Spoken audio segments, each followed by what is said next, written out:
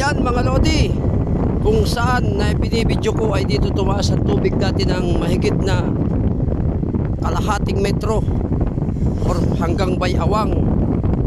Yan, ngayon ay wala na pong tubig, tapos na clearing na rin mga lodi yung mga kahoy, mga basura sa gilid.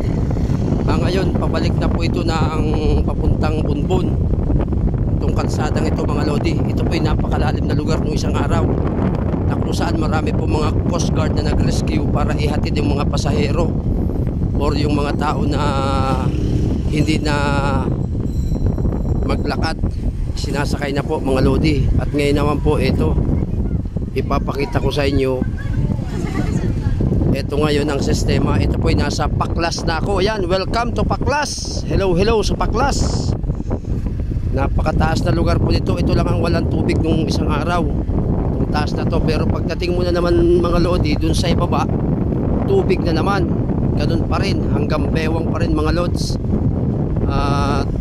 Medyo talagang ang inyong batang mga nilakad to pamula dun sa Bulusan hanggang dun sa sentrong Libon. Bali mga lods, ito ay pabuelta na po ito ng papuntang Bunbun, itong binibidyo ko sa inyo.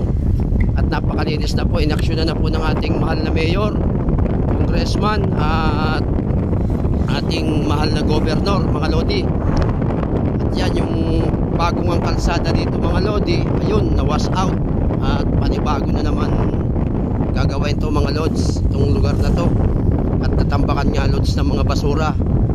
At tapos yan, kung makikita nyo sa gilid, yung mga palay ay nag-arapla o dumapa kasi nga sa sobrang lakas ng tubig mga lodi, hindi na siya kayang i-harvester, kaya mano-mano na. At yung iba man ay nagbibilad na rin ng palay mga lodi. Ayan, kita nyo naman mga basura mga lodi sa gilid o. Yan o, mga basurang nakaharang mga lods. Yan, dito po yan sa Paklas o. Yan pa po yung ginagawang bagong kalsada na kung saan ay hindi pa nga tapos, nalagyan uli ng basura.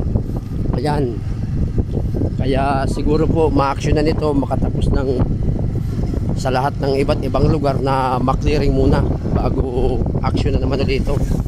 Siguro sa iba't ibang lugar ganito po ang nangyari, na talagang maraming na discrash yung mga lugar o tumabag dahil nga sa dala ng tubig, napakalakas. At yan, sabi ko nga po, yung mga latest na gusto nyo mapanood sa Batang Mangyan dito, ayan po yung nagtutugmang tubig galing pong Ranao yan. Yan po ang nag-alapaw dito ng tubig ng tuda, nagdala ng mga putik at kung saan saang lugar din sa mga bukid-bukid mga lodi. Pero nung isang araw, ang inyong lingkod ay nakasakay din naman dito kahit papano doon sa rescue ng Coast Guard, Philippine Coast Guard. Thank you po sa lahat ng nag-rescue sa Philippine Coast Guard. Napakababait po ng ating Philippine Coast Guard dito sa bayan ng Libon at kung saan po silang lugar. At nga lang, makikita nyo bawat gilid meron pa rin mga aalisin katulad nito, yung isang kamalmal na kangkong. Ayan, grabe. Tapos magkabi-kabila nga may mga natipak na kalsada. Ayan mga lods, andito na po kami sa parting Bulusan. Ayan, ayan mga lodi, Bulusan na po ito. Ayan, at kung saan nga yung mga tao ay nagpapatuyo ng palay. Excuse me po, at naupo ang inyong Batang Mangyan pagbabag at pagbibideo. Yan mga lodi, updated muna tayo gan. Yan, kung makikita nyo mga lodi, ibang tao dito inilabas ibang gamit na mga nabasa. Ayan mga lods, grabe ang dinulot ng ulan, puro basa. At nasa labas nila pinapatuyo mga lodi, at may high tide pa rin ng tubig sa kanilang lugar. Yan, napakarami ng mga nabasang gamit. Aris-arit, nakakaawa naman po. Kaya doon sa magdadala po ng ayuda, bigyan na po ang mga taga-barangay Bulusan ng ayuda. Yan, para makatulong na rin po. Yan, action na yan ang ating mahal na mayor, gobernador, congressman.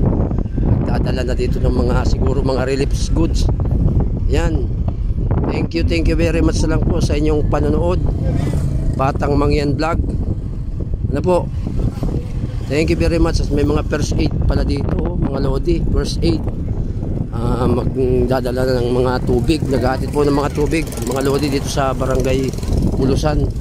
Siguro padala to ng ating gobernador. Ay, may mga rescue vehicles yan, nagbibigay na ng mga ayuda dito mga lods. So pala inaksyon na pala dito lods, nagbibigay ng ayuda sa barangay Bulusan. Very good naman yan, thank you very much mga lods. At yun muna ang pasilip sa inyo ng Batang Mangyan Vlog, ano. Thank you very much at mapagpalang araw ulit po sa inyo lahat. Amin. At masabi ko sa inyo, hello Philippines, tuloy ang buhay ng Pilipinas. At mga kapwa ko Pilipino, follow and share Batang Mangyan Vlog. At pala doon sa hindi po nakakaalam, meron po tayo YouTube channel, ang pangalan po Ian De Castro. Thank you very much po.